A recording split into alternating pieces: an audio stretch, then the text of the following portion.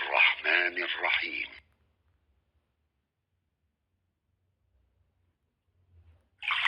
Di setiap kita yang hidup itu, bahkan dalam usia kandungan 4 bulan, rizkinya sudah diatur Allah. Karena rizki ibu sudah diatur oleh Allah, sudah ada bagian-bagiannya dan tidak akan tertukar. Kata Allah di langit sudah ditetapkan dan tidak akan tertukar. Karena tidak tertukar, maka jangan iseng ngambil rizki orang lain. Ingat baik-baik, kita sudah diberikan rizki. Jadi jangan pernah ingin punya keinginan mengambil rizki punya orang. Apa hukumnya? Bukan cuma dosa. Begitu ibu iseng bisa mengambil punya orang lain, maka awas baik-baik ya. Lihat kata-kata Quran ini. Baik lama ataupun tidak, cepat ataupun lambat, rizki itu akan dikembalikan pada pemiliknya. Misal, si A mengambil harta si B. Padahal si A sudah ada rizkinya, mengambil dengan cara yang salah. Ini tinggal menunggu waktu saja.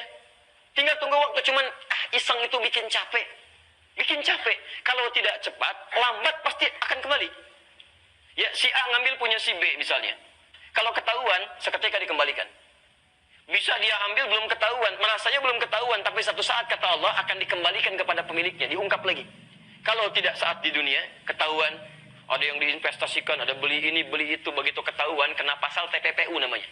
Tindak pidana pencucian uang, diambil seluruhnya. Dipesantrenkan ke Sukamiskin. Masya Allah, pesantren di Sukamiskin. Ada yang di Sukamiskin dan Nusa Kambangan dan macam-macam. Saking sayangnya Allah, diisolasi dulu. Yuk jauhkan dari manusia. Di sini belajar dulu, ibadah fokus dan sebagainya. Kalau Allah sudah tempatkan supaya belajar, belum juga ingat dengan Allah, dengan cara apa lagi diingatkan? Ada yang merasa tidak ketahuan di alam kubur.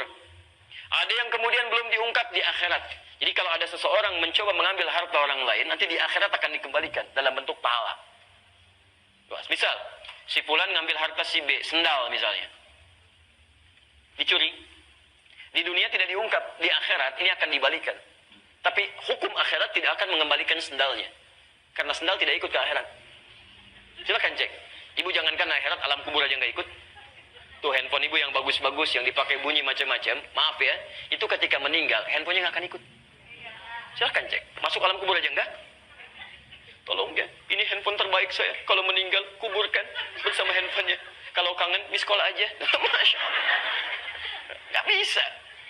Lihat sini. Begitu dipindah, apa yang pindah? Pahalanya. Ada di hadis Muslim, hadis 5611. Jadi kalau seseorang berbuat dolim pada orang lain, nanti di akhirat, maaf, kalau tidak punya bekal kebaikan, dosanya ditimpakan kepada orang itu. Jadi sekali lagi hati-hati ya, jangan pernah terdorong untuk mengambil hak orang lain, karena rezeki kita pun cukup untuk hidup. Jelas?